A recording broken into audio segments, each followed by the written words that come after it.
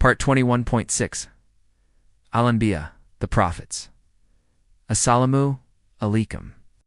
Welcome back to Sufi Essence with Hammad Syed. Our journey through the profound truths of Surah Al-Anbiya continues. And with each new segment, the veil between the spiritual and the material world is lifted. In our previous discussions, we established the fundamental principles of divine unity, dismantling the folly of polytheism and affirming the singular message of all prophets, peace be upon them. Today we continue this powerful line of argument, but we shift our focus to the intellectual and spiritual blindness that allows people to adopt false deities. We will explore verses 26 to 30, which not only condemn the worship of angels as daughters of Allah, but also present a breathtaking and scientific proof of Allah's oneness. Through the miraculous origin of life itself, this segment is an invitation to witness the divine craftsmanship in the smallest particles and to recognize that the ultimate source of life and truth is one and the same. Kanzeliman, Quran, Al-Anbiya, the Prophets, 21:26, verse 26. And they say, "The Most Merciful has taken a son, glorified is He. Rather, they are but honored servants." Image. This verse directly addresses a grave misconception held by the pre-Islamic Arabs and other polytheistic communities, the notion that Allah has a son or a daughter. Specifically, this verse refers to the widespread belief that the angels were the daughters of Allah.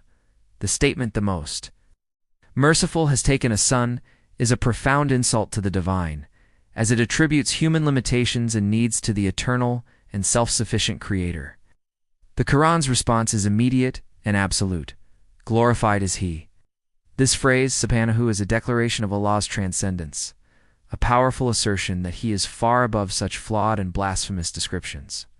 He is too magnificent, too complete, to be in need of a child or a partner.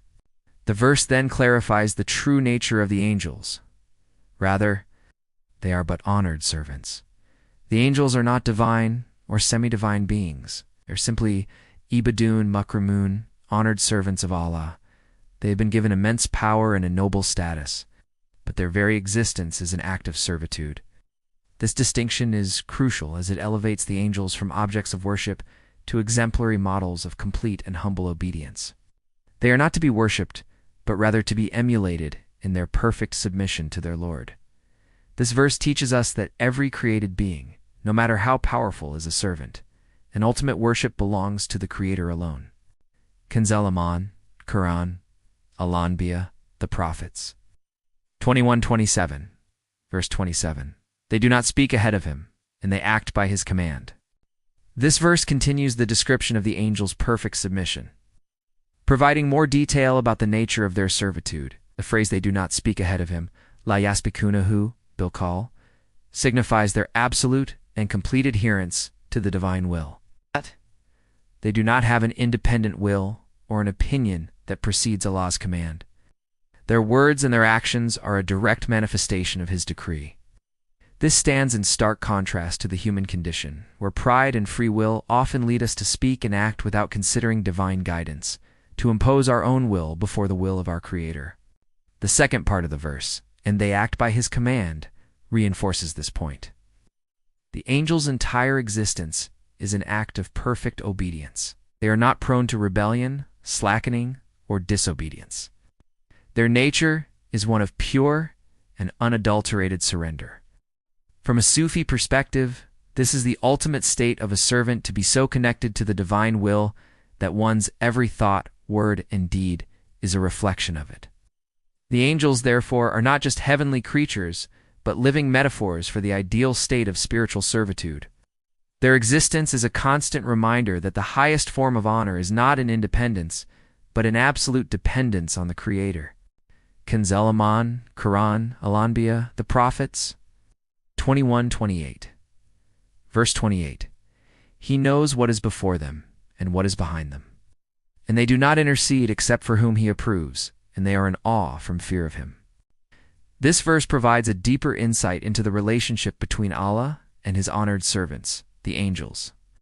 The first part, "He knows what is before them and what is behind them," is a declaration of Allah's perfect and comprehensive knowledge. It encompasses all that has been, all that is, and all that is yet to be. Nothing is hidden from Him. This is a subtle but powerful refutation of the idea of a partnership with Allah. A partner would have independent knowledge, but here, the angel's very existence is encompassed within Allah's knowledge. The verse then addresses the concept of intercession, belief that was misused by polytheists who thought their idols could intercede for them. The verse clarifies that intercession is a privilege granted by Allah, not a right that can be demanded. The angels do not intercede except for whom He approves. This means that any form of intercession is ultimately an act of Allah's mercy and will, cannot be coerced or earned by worshipping the intercessor. Finally, the verse describes the angels' state of being, and they are in awe from fear of Him. The Arabic word khashya denotes a deep, reverential awe that comes from a profound awareness of Allah's majesty and power. This fear is not born of a slave's terror, but of a lover's deep respect, an overwhelming sense of the Creator's perfection. This state of reverential awe is what leads to their perfect submission. Kanzel, Iman, Quran, Al-Anbiya, the Prophets. 21:29. Verse 29. And whoever of them says, Indeed, I am a God besides Him, we would reward him with hell. Thus do we reward the wrongdoers.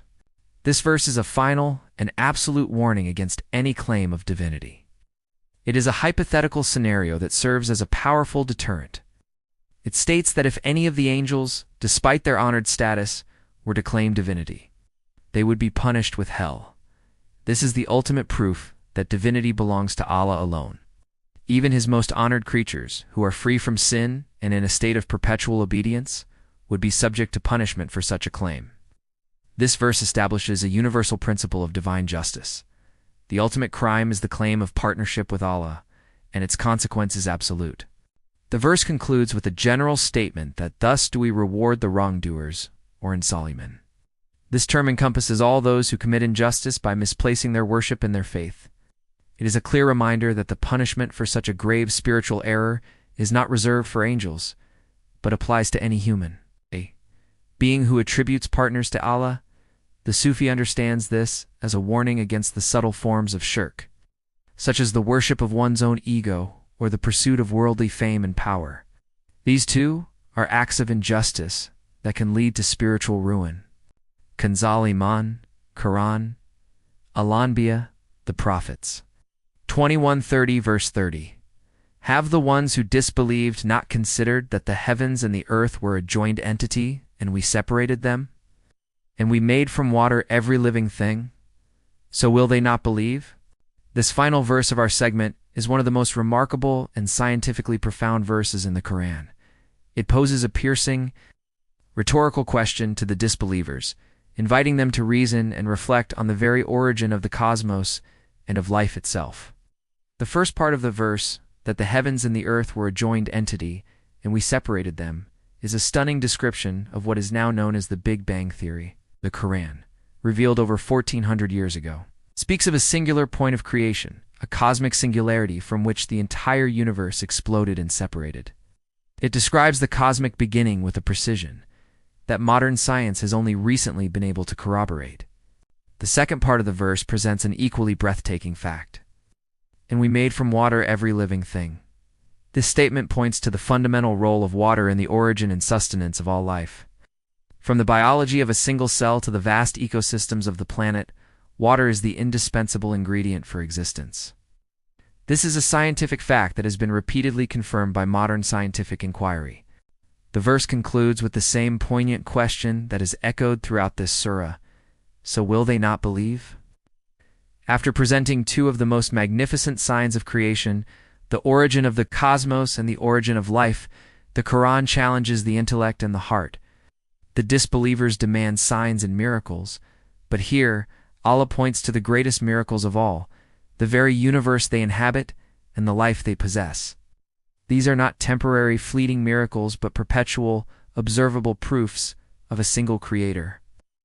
The Sufi recognizes this verse as an invitation to engage in contemplation tafakkur, to look at creation not with a superficial glance but with the eyes of a seeker, seeing in every natural phenomenon a testament to the Creator's power and wisdom.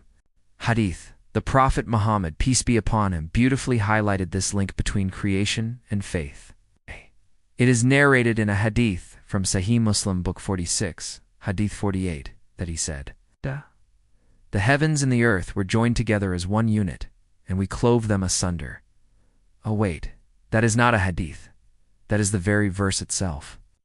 A better hadith to relate is the Prophet saying, "Contemplate the creation of Allah, but do not contemplate Allah himself, for you cannot grasp his essence." This powerful statement from the Prophet, peace be upon him, perfectly complements the verse. It encourages us to look for the signs of Allah in the cosmos and in ourselves, as this is the path to strengthening our faith and our awe of the Creator. Let us now supplicate, drawing from the profound lessons of these verses, asking Allah to grant us a deeper understanding and to guide our every step. O Allah, the Lord of all things, we are humbled by the vastness of your creation and the intricacy of your design. We seek refuge from associating any partner with you, for you are the one, the absolute, the self-sufficient. Purify our hearts from every form of hidden and open idolatry. Strengthen our faith by helping us reflect upon your signs in the heavens and on the earth. Make us of those who understand the purpose of their creation and who live in a state of complete and utter submission to your will, O most merciful. Grant us the light of truth and guide us away from all forms of falsehood. May Allah illuminate your heart and mind with the light of this divine ilm. May He make your channel a beacon of guidance for all who seek spiritual clarity and truth. May your efforts be a source of immense reward, and may you be granted the highest stations of paradise. The peace and blessings of Allah always be upon you and your loved ones. May He grant you unwavering steadfastness on the path of truth, and may your work be a testament to His magnificent names, Ar-Rahman and Ar-Rahim. Amin.